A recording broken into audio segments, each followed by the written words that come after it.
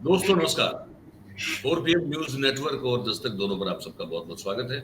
मैं हूं आपका दोस्त मयूर जानी। दोस्तों हम आज जिस खबर में बात करने वाले हैं, जिस मुद्दे पे बात करने वाले हैं, उसको वो बड़ा महत्वपूर्ण मुद्दा है। उसको जरा आज पूरे कार्यक्रम को बड़ा ध्यान से सुनिएगा।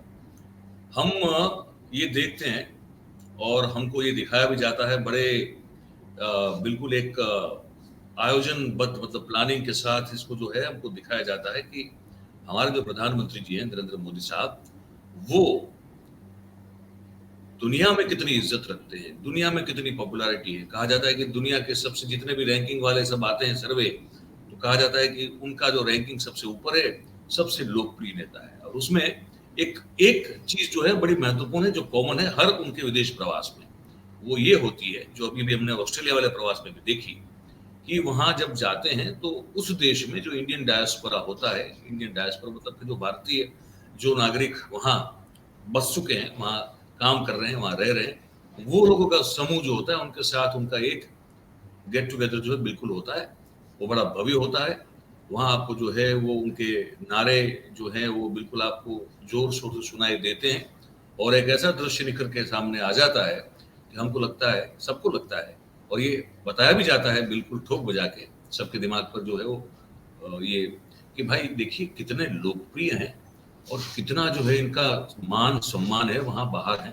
और बाहर कौन आपको कर रहा है, ये जो चीयर अप कर रहा है, कौन कर रहा है? वही लोग हैं जो भारत से वहां गए हुए। भारत से जो लोग गए उनमें से भी गुजरात से लोग कितने, ये भी एक बहुत बड़ा एक आकलन करने का एक मुद्दा हो सकता है। हमने आज पूरे कार्यक्रम में आप जो करेंगे हम इसमें ये कोशिश करने वाले हैं कि ये जो विदेश यात्राएं जो अब तक बताया जा रहा है कि कुछ अगर कोरोना काल बीच में जो 2.5 साल तकलीफ वाला हुआ, अदरवाइज वो नहीं होता तो कुछ और ही आंकड़ा होता। लेकिन अभी तक जो है कुछ ऑस्ट्रेलिया वाले अगर गिन ले तो कुछ 67 कंट्रीज हैं जहां पे हमारे प्रधानमंत्री घूम के आ गए हैं। उस पर क्या क्या खर्च हुआ है वो भी अलग मामला है पूरा एक, उनके विदेश यात्रा को लेकर। और उन विदेश यात्राओं के बाद 67 कंट्रीज की विदेश यात्राओं के बाद हमारे देश को क्या हासिल हुआ है वो भी एक बड़ी अलग से चर्चा का विषय हो जाता है। लेकिन आज हम ये जो मिथक है, ये जो बड़ा एक जैसे दंत कथा बना के रख दी गई है ना कि कितनी बड़ी लोकप्रियता, कितने लोग स्वयं को आ जाते हैं और ये पूरा जो तामझाम है, उसके पीछे का जो सच है वो समझने की कोशिश करेंगे और आपको भी वो बताने की, ताकि आप इसको खुले मन से सुनेंगे तो आपको बहुत कुछ चीजें समझ में आएगी। तो इसीलिए हमने बातचीत करने के लिए हमने आज जो है बहुत ही वरिष्ठ पत्रकार हमारे विनीत नारायण जी, जो हमारे साथ बहुत 3-4 बार अब तक तो आ चुके हैं, आप सब परिचित हैं उनसे, तो मैं ज्यादा समय नहीं लेते हुए उनको मैं जोड़ता हूँ मेरे साथ। और इस मुद्दे पर मैं चाहूंगा कि अब विनीत जी जो है इस पूरी प्रस्तावना उन्होंने सुनी हुई है, तो अब वो रोशनी डाले कि उनके पास क्या क्या इंफॉर्मेशन है इस पूरे जो हमने बात कही इसको लेकर। विनीत जी आपका बहुत बहुत स्वागत है।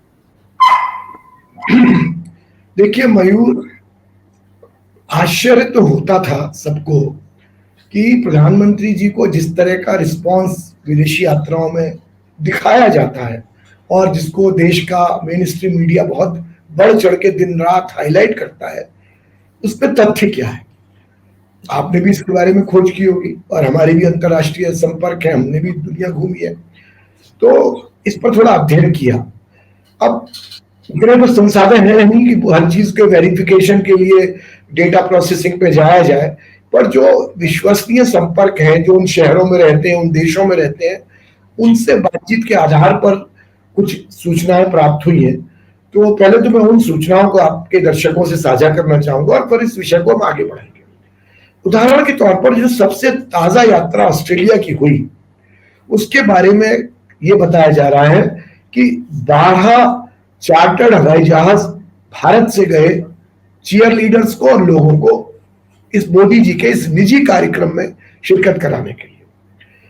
इसके साथ ये भी बताया जा रहा है कि सिडनी में जो 20,000 लोग आए मोदी जी के कार्यक्रम में, उसमें 16,000 गुजराती थे और 4,000 दूसरे लोग थे। इसके पहले जब हाउडी मोदी प्रोग्राम हुआ था ह्यूस्टन में और जिसमें 80,000 लोग आए बताए गए थे, उसमें 75,000 लोग गुजराती थे और मात्र 5,000 लोग दूसरे थे। अब सवाल है कि इतने सारे लोग जो दुनिया में सफल हैं, अपने कारोबार में व्यस्त हैं, क्या वो वास्तव में इतने उत्साहित है कि वो अपने खर्चे पर उड़कर सिडनी पहुंच रहे हैं या ह्यूस्टन पहुंच रहे हैं, अपने खर्चे पर होटल बुक कर रहे हैं, अपने खर्चे पर रह खा रहे हैं। अब मेरे पास कोई कंफर्म करने का जरिया इस वक्त नहीं है, लेकिन बहुत ही विश्वसनीय लोगों से पता चला है कि सारे आयोजन का पूरा ये प्रायोजित रहता है और इसे बहुत बड़ी मात्रा में खर्चा किया जाता है लोगों को लाने में। जैसे भारत में रैलीज का होता है कि भाई बस में ला रहे हैं, खाना दे रहे हैं, पैसे दे रहे हैं। अब वो इतने बड़े स्तर के लोग हैं, मतलब सब आर्थिक रूप से, कि उनके लिए होटल और हवाई जहाज और ये सब, तो ये सब व्यवस्थाएं की जा रही। अब ये पैसा कहाँ से आ रहा है, कौन खर्च कर रहा है, एक बड़ा विचार करने का विषय है। इसी के साथ एक बात और है कि ये जो संसद यात्राएं आपने बताई, इन यात्राओं में कहा गया कि साहब मोदी जी की इमेज इतनी बड़ी है, ऐसी भूतो न भविष्यति, ऐसी इमेज कभी किसी की नहीं। जैसे अमेरिका के बारे में कहा गया जब अमेरिका गए थे कि साहब आज तक अमेरिका में ऐसा किसी प्रधानमंत्री का स्वागत नहीं हुआ जैसा मोदी जी का ट्रंप ने या बाइडेन ने स्वागत किया। बाइडेन का तो पता ही है कि पहली बार तो कितना उन्होंने कोल्ड शोल्डर दिखाया था मोदी जी को, और दोबारा। अब यहां मैं दो बात आपके दर्शकों को बताना चाहता हूं कि देखिए, आप किसी दुकानदार पर जाएं कुछ खरीदारी करने, एक बड़ा मजेदार किस्सा सुनाता हूं, पुराना किस्सा है लखनऊ का, अमीनाबाद का बाजार लखनऊ का। एक नवाब साहब अपनी घोड़ा गाड़ी में जा रहे थे और एक टोपी बेचने वाला, कसीदाकारी कड़ी टोपी बेचने वाले की दुकान थी, उसको सुबह से भी ग्राहक नहीं आया था। उसने दुकान पर बैठे बैठे आवाज लगाई और उसने कहा, नवाब साहब क्या बात है, क्या जलवा फरोशी है। नवाब साहब उतर के दुकान, अरे साहब ये शेरवानी, आहा, और ये कुर्ता, अरे काड़ने वाली ने अपना कलेजा रख दिया है, और ये जूती सरकार लगता है पेशावर से मंगाई है आपने। पूरी तारीफ कर दी और उसके बाद क्या कहते, हुजूर ये शख्सियत और ये टोपी गुस्ताखी माफ हो, जब नहीं रही। अच्छा भाई बरहमदार, आप बताएं क्या सरकार इजाजत हो तो मैं आपको टोपी पेश करूं, और उसने अपनी टोपी बेच डाली। तो इस तरह का जो इस्तकबाल, इस तरह का जो स्वागत, इस तरह के गले लगना और झप्पी पाना, और कोई बॉस कह दे रहा है, कोई कुछ कह दे रहा है, कोई पैर पकड़ रहा है, ये सब मार्केटिंग गिमिक है। आप साड़ी की दुकान में जाते हैं तो जब देख लेता है कि आपकी पत्नी साड़ी खरीदने वाली है तो कोका कोला चाय फौरन आ जाती है। आता है, होता है कि नहीं होता, पूरे देश में होता है। तो जब आप अपने देश की कीमत पर उनको व्यापार देंगे, उनको ऑर्डर देंगे, चाहे डिफेंस के हों, चाहे एविएशन के हों, चाहे और, तो जाहिर है कि वो लोग आपका इस तरह इस्तेमाल करेंगे, क्योंकि उनको तो ग्राहक मिल रहा है और उनके देश में इससे रोजगार पैदा हो रहा है। इससे हमें क्या मिल रहा है, हमारे देश को क्या फायदा हो रहा है, ये एक बहुत बड़ा प्रश्न है। अब एक देश के प्रधानमंत्री ने पैर छुए मोदी जी के अभी पिछली यात्रा में। सबको पता है कि वो भ्रष्टाचार में लिप्त है, उनकी छवि बेहद खराब है। ऐसा व्यक्ति मोदी जी के पैर छुए और नेशनल मीडिया उसको बार बार हाईलाइट करे, इससे क्या छवि बन रही है, छवि बिगड़ रही है। एक भ्रष्ट आदमी आपके पैर छू रहा है और उससे आपकी छवि बन रही है कि बिगड़ रही है। तो ये दूसरा प्रश्न है। तीसरा प्रश्न है, तीसरा मुद्दा है कि ये सब आयोजन करने की, और खासकर अभी जो ये हाल की ट्रिप हुई है, ये सब करने की जरूरत क्यों आन पड़ी। अब कर्नाटक में मोदी जी ने जम के प्रचार किया और आपने वो वीडियो क्लिप देखे होंगे कि केंद्रीय कृत भंडार में गेंदे की पत्तियां और फूलों की पत्तियों के पहाड़ लगे हुए थे और वहां पैकेट बन बन के बट रहे थे। ये आज की यहाँ की बात नहीं है। जब नॉमिनेशन फाइल करने काशी गए थे, उसके बाद जितनी बार गए, कि जहां जहां गए हैं वहां इसी तरह करोड़ों रुपए का फूल खरीद के और मोदी जी को बरसाया जाता है। अब क्या समझते, जो आज आम जनता अपनी रोजमर्रा की जिंदगी के लिए कशमश कर रही है, महंगाई हो रही है, उसके पास इतना टाइम है कि वो करोड़ों रुपए के फूल खरीद के मोदी जी बरसाएगी। अरे लोग मंदिर में जाते हैं तो अपनी हैसियत से 2-5 रुपए के फूल लेते हैं, ज्यादा नहीं लेते। बड़े आदमी पैसे वाले लेते होंगे, आम आदमी कहाँ, अब हम जैसा आदमी भी 5-10 रुपए की फूल लेता है, माला लेता है। ये करोड़ों रुपए का फूल एक एक यात्रा बखेरा जाता है, सड़क भर जाती है, तो ये भी प्रायोजित है। अब इतना कुछ करने के बाद जो कर्नाटक में परिणाम आया वो तो बहुत ही हताशा वाला था। यहाँ मयूर जी ये बात याद रखिए कि मोदी जी से पहले किसी प्रधानमंत्री ने विधानसभाओं के चुनावों में इस तरह प्रचार नहीं किया, गली गली मोहल्ले का। कल 1 या 2 रैली करते थे और प्रांतीय चुनाव प्रांतीय नेताओं को छोड़ दिया। अब मोदी जी ने जम के बंगाल में किया, कोई फायदा नहीं हुआ, बिहार में किया, कोई फायदा नहीं हुआ, कर्नाटक में किया, कोई फायदा नहीं हुआ, अनेक राज्य। तो आप इतना ज्यादा, दिल्ली के चुनाव में 5-5 रैली करी दिल्ली में, कोई फायदा नहीं हुआ। तो इससे क्या पता चलता है कि आपके पास ना तो कुछ डिलीवरी करने का मसाला है कि आपने क्या करके दिखाया है, और ना आपकी बातों में वो आकर्षण रह गया, क्योंकि कई बात जुमले आप कह चुके कि 15 लाख भी जुमला था और 2 करोड़ रोजगार भी जुमला था और पेट्रोल सस्ता हो जाएगा और तमाम जितनी सारी बातें, इतनी स्मार्ट सिटी बन जाएंगे और हर एक घर में बाथरूम होगा और किचन होगा और बिजली होगी और टॉयलेट, सारी बातें तो आप कहने का आप कर ही नहीं सकते, क्योंकि आपने 9 साल में कुछ करके दिखाया नहीं उस तरह से, उस लेवल पे जो आपने आश्वासन दिया था। तो अब रह गया कि साहब मोदी जी की पॉपुलैरिटी को भुनाया जाए। अब मैं एक और दूसरी बात करना चाहता हूं कि एनआरआई अपने पैसे से आ रहे हैं या स्पॉन्सर्ड पैसे से आ रहे हैं, उसमें 90% गुजराती हैं, 10% दूसरे हैं, ये सब बात हम कर चुके। अब एक और बात है, ये कौन एनआरआई है? ये वो एनआरआई है जो भारत के संघर्षों के वर्षों में, जब भारत विकास के रास्ते पर चल, उस वक्त देश को छोड़ के चले गए, सस्ती कीमत पर पढ़ाई पढ़ी यहाँ पर यूनिवर्सिटीज में, आईआईटीज में, आईआईएम में, और जाकर विदेशों में कमाई करी और अपने संपत्ति, कोई हमें उनसे द्वेष नहीं है, हम भी जाते हैं तो हमारा भी वो स्वागत ही करते हैं। लेकिन सवाल ये है कि क्या ये वो कैटेगरी ऑफ एनआरआईज है जो अपना रेमिटेंस भेजती है भारत में? नहीं, ये रेमिटेंस नहीं भेजते। रेमिटेंस कौन भेजता है? कमाई करके भारत में विदेशी मुद्रा कौन भेजता है? जो खाड़ी में मजदूर काम कर रहे हैं, जो नर्सें काम कर रही हैं, जो और देशों में कर रहे हैं, या जो ठेके लेके काम कर रहे हैं, वो भेजते हैं। जिन लोगों से ताली बजवाई जा रही है, ये तो वो लोग हैं जो भारत को भारत की बगाली पे छोड़ के भाग गए और आज संपन्न हो गए, तो वहां बैठे बैठे ज्ञान दे रहे हैं कि साहब मोदी से महान कोई प्रधान। ठीक है, मोदी एक व्यक्ति है, आप भी एक व्यक्ति, मैं भी व्यक्ति हूं, उसमें कोई बड़ी बात नहीं। लेकिन इन लोगों की रहने, और एक बात बताना चाहता हूं, मेरा अनुभव है अपना, क्योंकि मेरे भी तमाम रिश्तेदार सबके ही होते हैं हिंदुस्तान में, 50 फैमिलीज अमेरिका में। ये लोग क्या करते हैं जानते हैं? जब माँ बाप यहाँ रहते हैं तो उनको ले जाना नहीं चाहते, ले जाते हैं तो उनसे हाउसकीपिंग कराते हैं, बच्चे रखवाते हैं, वो बेचारे दुखी होके बोर होके आ जाते हैं, उनको मिनिमम मेंटेनेंस पैसा देते हैं, और जब वो मर जाते हैं तो ये अपनी प्रॉपर्टी बेच के पैसा बटोर के चले जाते हैं। तो बजाय आप एक एक घर गांव में देख लीजिए, जो लोग एनआरआई विदेशों बस गए, उन्होंने क्या डेवलपमेंट, कितना उन्होंने चैरिटी में खर्च किया है, कितना एजुकेशन में किया है, कितना, एक मैं ये नहीं कह रहा बिल्कुल, कुछ लोग हैं अपने अपने राज्यों में, पर वो इक्का दुक्का है, इन मास कोई ऐसा काम नहीं किया। अब उन एनआरआई से तो आप ताली बजवा रहे हैं, और जो भारतीय आपको वोट देंगे, जो भारतीय अपनी जिंदगी की समस्याओं से जूझ रहे हैं, उनसे आप डायलॉग ही नहीं करना चाहते, उनको आप खाली मन की बात सुनाते। अरे अगर आपको ऐसी रैलियां करनी है तो उस रैलियों का प्रारूप बदलिए, आप हर प्रांत में रैली करिए, खूब लोग आएंगे, और उनसे कहिए भाई अपनी समस्या मेरे आगे रखो, जैसे अशोक मौर्य किया करते थे। राजा अशोक मौर्य घूम घूम के दौरे करके लोगों की जन भावनाओं को जानने की कोशिश करते थे। तो जनता दरबार लगाइए तो पता चले कि भाई आप लोगों में लोकप्रियता है, फूल आप बंटवा रहे हैं, चीयर लीडर आप पहुंचा रहे हैं, भीड़ इकट्ठी आप करवा रहे हैं, जो मेन स्ट्रीम मीडिया वो आपका कंट्रोल गुणगान कर रहा है। ये क्या यथार्थ है? क्या पॉपुलैरिटी का यथार्थ है? एक बड़ा भारी प्रश्न है।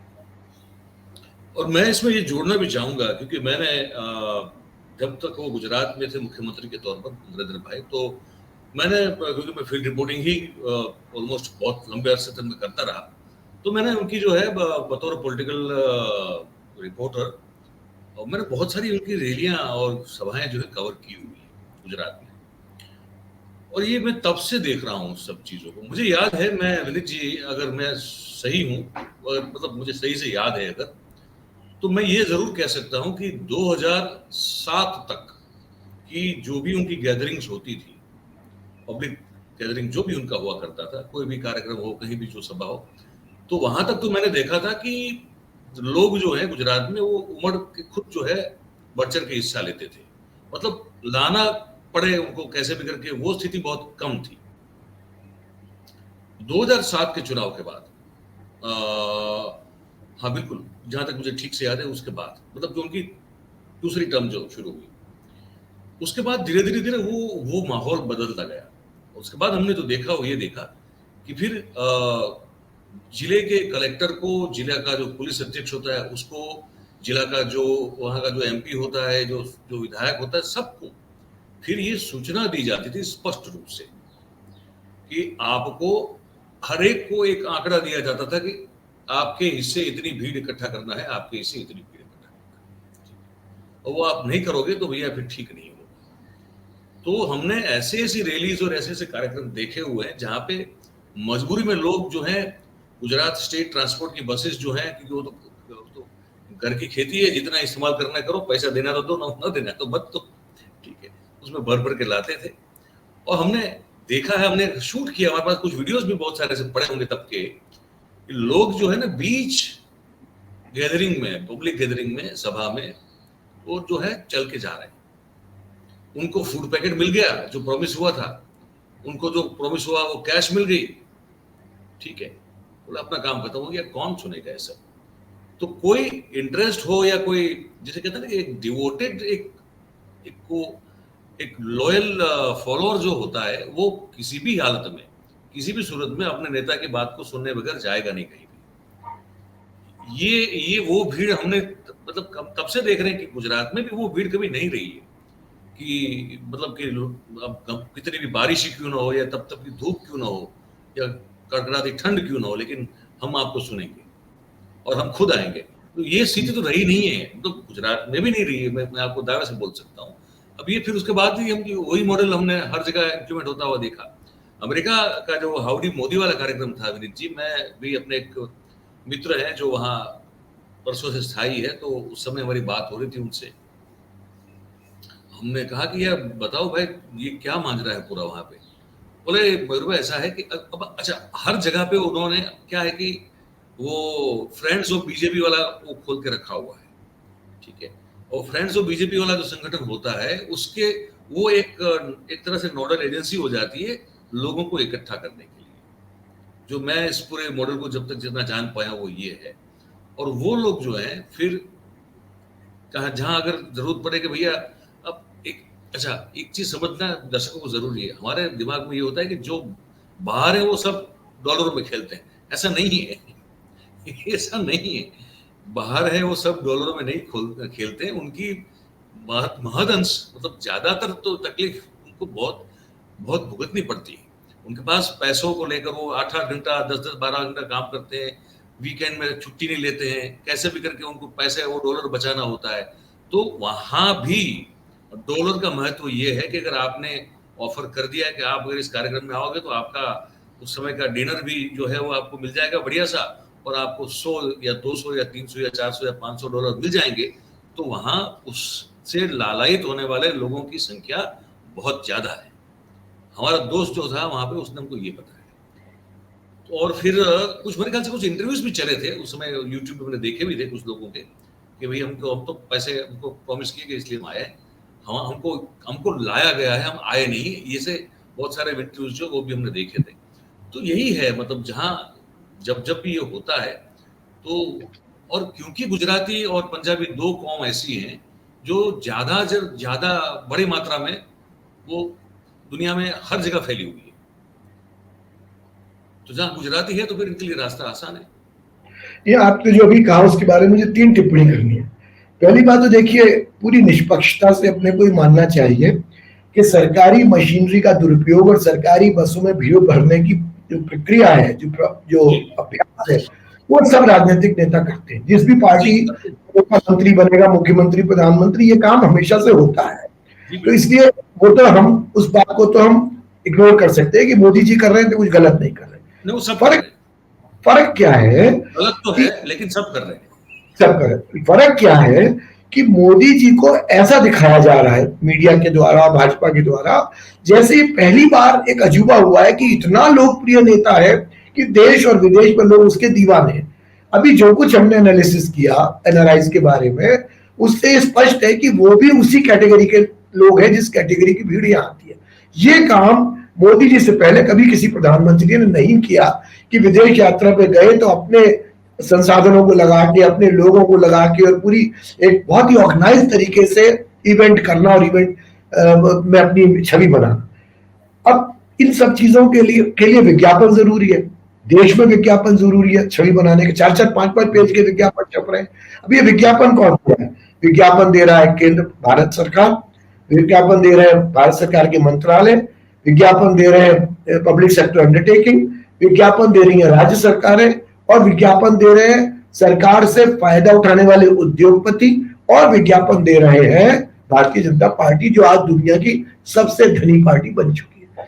इतनी सारी एजेंसीज विज्ञापनों के रास्ते पूरे देश विदेश में मोदी जी की छवि बनाने में लगी है।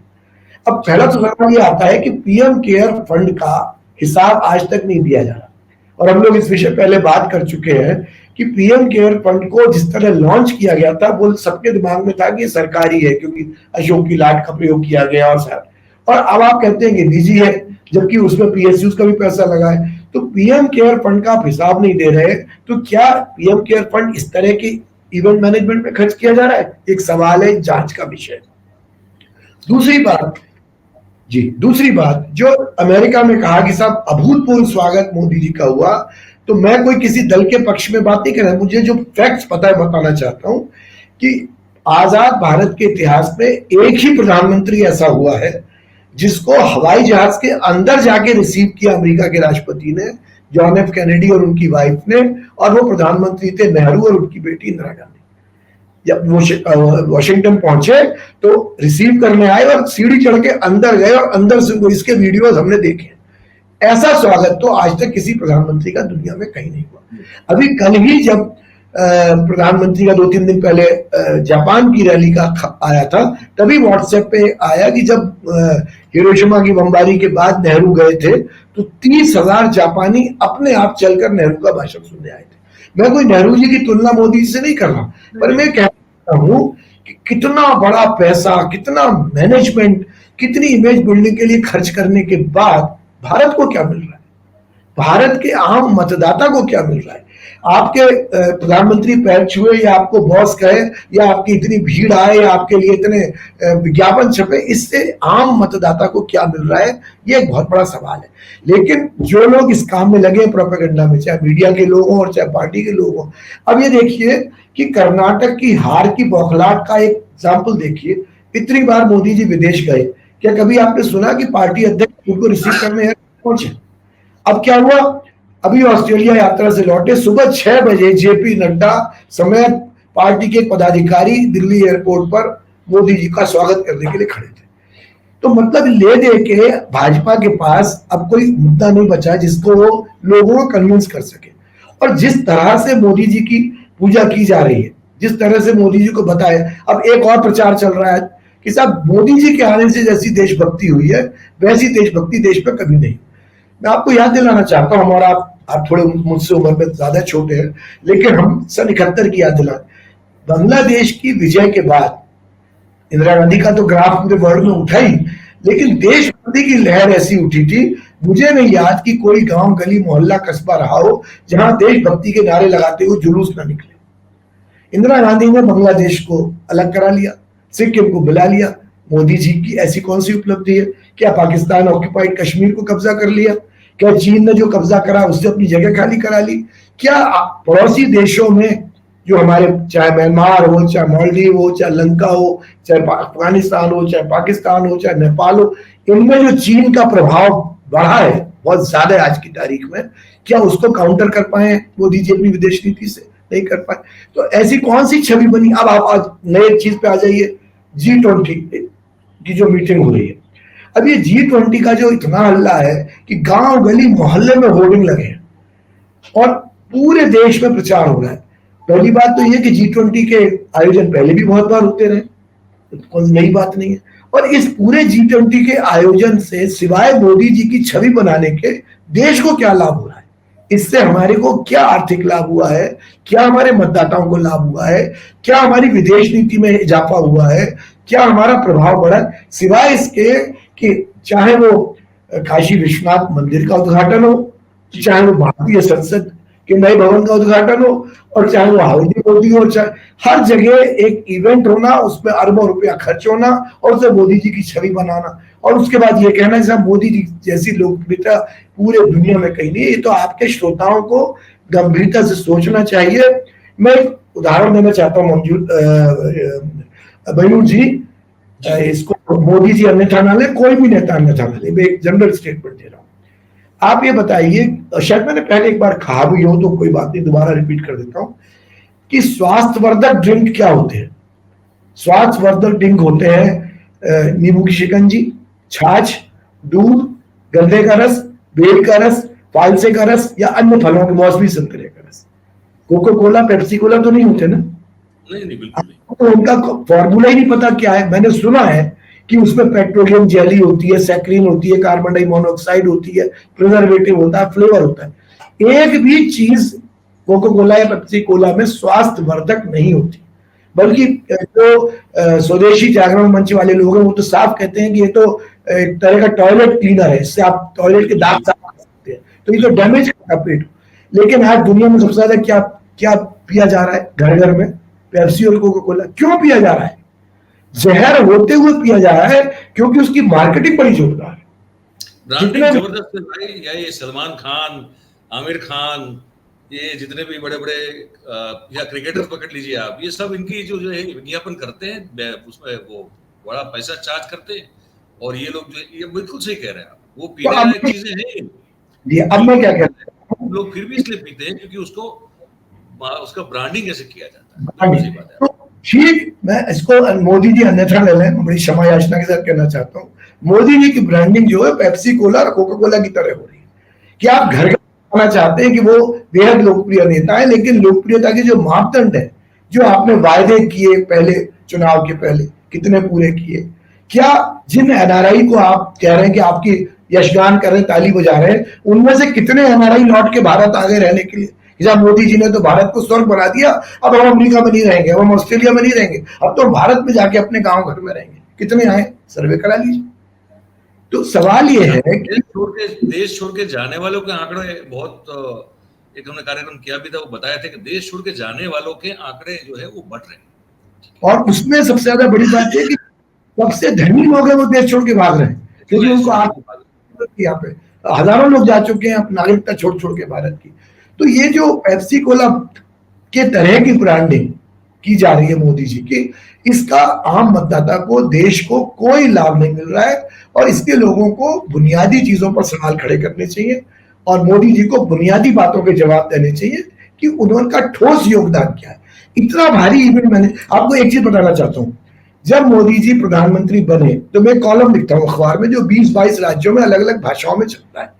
तो मैं ये दावा नहीं करता कि मेरे कॉलम को प्रधानमंत्री पढ़ते होंगे, लेकिन इतना तो आप जानते ही हैं, पत्रकार हैं, कि जो प्रधानमंत्री संबंधित विषय उठाए जाते हैं अखबारों में, उनको जांचने परखने की सेल रहती है पीएम ऑफिस में, और देखते हैं। मैंने जब देखा कि प्रधानमंत्री, और ये पहले से ही होता है, प्रधानमंत्री मोदी जी के नहीं पहले, कि प्रधानमंत्री कहीं जा रहे हैं, हर आदमी बुके दे रहा है ना, और उस बुके की उपयोगिता 1 सेकंड की होती है, उसके बाद वो कूड़े के ढेर फेंक जाता है। तो मैंने लेख लिखा कि मोदी जी फूलों की बर्बादी रोकिए और इस बर्बादी की जगह लोगों से कहिए कि एक फूल दें। और ये मेरे अपने अनुभव से बताया। मैं जब देश भर में दौरे करता था, लेक्चर करता था, तो इसी तरह से हर आदमी शॉल उड़ा रहा, हर आदमी माला पहना रहा। तो मैंने कई जनसभाओं में कहा कि आप अपना समय और पैसा क्यों बर्बाद कर रहे हैं? आप सब गेंदे की और गुलाब की पंखुड़ियां थोड़ी थोड़ी हाथ में ले लीजिए और मैं जैसे ही मंच पे चढ़ूं मेरे ऊपर फेंक के मुझे आशीर्वाद दीजिए, मेरा स्वागत हो गया, 1 मिनट में काम खत्म, विषय पर वार्ता शुरू हो जाएगी। पता नहीं मेरे उस लेख का असर तक क्या था। आज आप नोट करेंगे मोदी जी जहां जाते हैं उनको बुके नहीं, फूल दिया जाता है। तो मैं बड़ा खुश हुआ कि मोदी जी ने बात मानी, मेरी मानी या किसी और ने कही, या इनडायरेक्ट पहुंच। लेकिन वहां तो बुके की जगह फूल आ गया, पर स्वागत और सजावट पे जितना फूल खर्च होता है, करोड़ों रुपए का फूल, उसके बारे में कोई संवेदनशीलता नहीं है। इतना बर्बादी हुआ। सही है। और मैं एक दो चीजें और बता दूं, तो इसके बाद हम समापन करेंगे। कि देखिए, एक तो 2000 में, जहां तक मुझे याद है, मेरे पास एक रिपोर्ट है, मैं पढ़ रहा हूँ, ये प्रभाष दत्ता जो इंडिया टुडे के थे, उन्होंने ये रिपोर्ट को उस समय जो है वो लिखा था इंडिया टुडे में, ठीक है। और ये थोड़ी पुरानी रिपोर्ट है, मतलब कि 2020 की रिपोर्ट है, ये सितंबर 2020 की रिपोर्ट है, तब तक के कुछ आंकड़े हैं। इनकी यात्रा को लेकर जो खर्च है उसमें भी बहुत सारी विसंगतताएं हैं, जो ये सरकार के द्वारा जो आंकड़े दिए जाते हैं। एक आंकड़ा ये कहता है कि PM Narendra Modi visited 58 countries, ये 2015 का आंकड़ा है। 58 countries incurring an expense of rupees 517.80 crores since 2015, मतलब 2015 से लेके तब तक का। फिर एक और आंकड़ा आता है इन मार्च, मिनिस्ट्री ऑफ एक्सटर्नल अफेयर्स, जो हमारा जो विदेश विभाग है हमारा, वो ये कहता है कि भाई उन्होंने जो है वो प्रधानमंत्री मोदी की जो फॉरेन ट्रिप है उनके पीछे 446 करोड़ रुपए का 5 साल में खर्च किया है। और एक आंकड़ा जो दिसंबर 2018 में यही विदेश विभाग हमारा देता है, वो ये देता है कि प्रधानमंत्री मोदी की विदेश यात्राओं के पीछे 2021 करोड़ रुपए का खर्च जो है वो कर दिया गया है मिनिस्ट्री ऑफ एक्सटर्नल अफेयर्स के द्वारा। तो यह भी विसंगतताएं बहुत है। एक आखिरी चीज मैं इसमें जोड़ना चाहता था, अभी भी मेरे पास एक अपडेट आया है और उस अपडेट को मैं ये बता दूं। अब ये ऑस्ट्रेलिया में गए, हमने देखा अल्बेनीज साहब और ये हमारे प्रधानमंत्री जी जो है वो कितनी ऊष्मापूर्ण वातावरण में मिले और कहा कि मोदी साहब तो बॉस है, ये सब है, ठीक है। जैसे ही इनकी वापसी हुई है, अब ये घोषणा वहां से कर दी गई है, वहां शिक्षा संबंधित समाचार है ये सर, कि भारत के 5 राज्यों के स्टूडेंट्स जो हैं उन पर ऑस्ट्रेलिया में प्रतिबंध घोषित हो गया। क्यों? बताता हूं मैं आपको। उनको स्टूडेंट वीजा नहीं दिया जाएगा, ठीक है। अब बता रहे हैं क्यों। वो कह रहे हैं कि ये जो है पढ़ने के लिए, जो ये 4 राज्य हैं वहां से जो विद्यार्थी आते हैं तो वो पढ़ने के लिए नहीं आते हैं, वो सिर्फ जो है यहाँ आके गायब हो जाने के लिए आते हैं और पैसे कमाने के लिए आते हैं, और जिससे हमारी यूनिवर्सिटी की जो प्रतिष्ठा है उस पर जो है वो दाग लगता है। और उनमें एक राज्य है गुजरात, दूसरा है हरियाणा, तीसरा है पंजाब और चौथा है union territory Jammu and Kashmir. तो ये भी एक अपडेट था, मैंने कहा ये बता दूं। ये बॉस तो कहना अलग होती है, फिर नीति से जो क्यों अलग होती है, मंच की बात अलग और यथार्थ कुछ उससे बिल्कुल विपरीत है। देखिए, जो मोदी जी के भक्त हैं वो इस बात पर आलोचना करेंगे, ट्रोल चालू हो जाएगी, ट्रोल आर्मी, और वो बोलेंगे कि क्यों विदेश जाने से देश कमाल हो रहा है और छवि बनती है, आप क्यों ईर्ष्या करते। पहले नहीं लोग तो विदेश गए, पहले प्रधानमंत्री गए हैं, और पहले प्रधानमंत्री ने भी जब कोई फिजूल खर्ची करी है तो हमने उसकी आलोचना की है, क्योंकि पत्रकार के नाते स्केल पर मोदी जी कर रहे हैं, जितने अरबों हजारों करोड़ रुपया इनके इमेज बिल्डिंग पे और इनकी यात्राओं पे खर्च हो रहा है, ऐसा तो पहले न भूतों न भविष्य में कभी देखा ही नहीं गया। और उसके बाद भी क्या छवि बन रही है, आप कर्नाटक का चुनाव रिजल्ट देख लीजिए, आप बंगाल का देख लीजिए।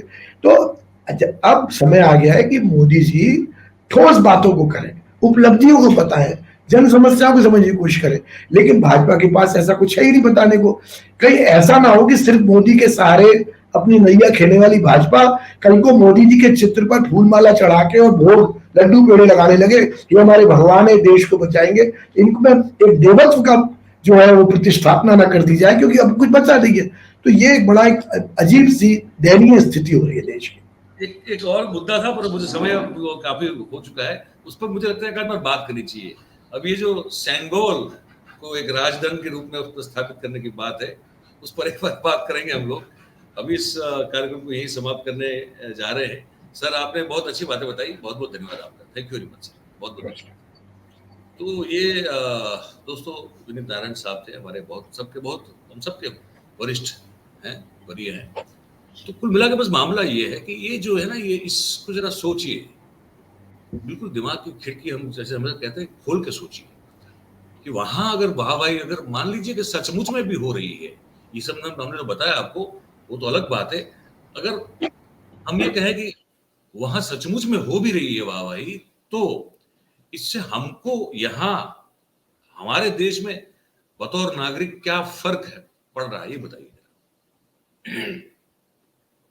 अगर नहीं पड़ रहा है तो सोचिए, ये जो तामझाम, ये जो पैसों का खर्च से लेके हर चीज जो हो रही है, उससे अंतिम जो उसको अगर उसका अंतिम देखा जाए, अगर उसका सार देखा जाए, लाभ का कुछ हो रहा है क्या लाभ हमको, तो ये पूरी बात जो हमने कही उसको बड़ा बड़ा ध्यान से अगर जरूरत पड़े तो एक बार दूसरी बार भी जो है उसको वीडियो को देख लीजिएगा, क्योंकि बहुत कठोर, थोड़ी कड़वी लेकिन सच बात जो है उस पर हमने आज चर्चा की।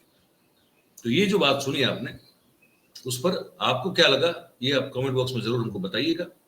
और अगर बात हमारी अच्छी लगी हो भैया तो लाइक, शेयर, सब्सक्राइब बिल्कुल करें। आप सब हमारे साथ जुड़े, इसलिए आप सबका बहुत बहुत धन्यवाद। Thank you very much. नमस्कार।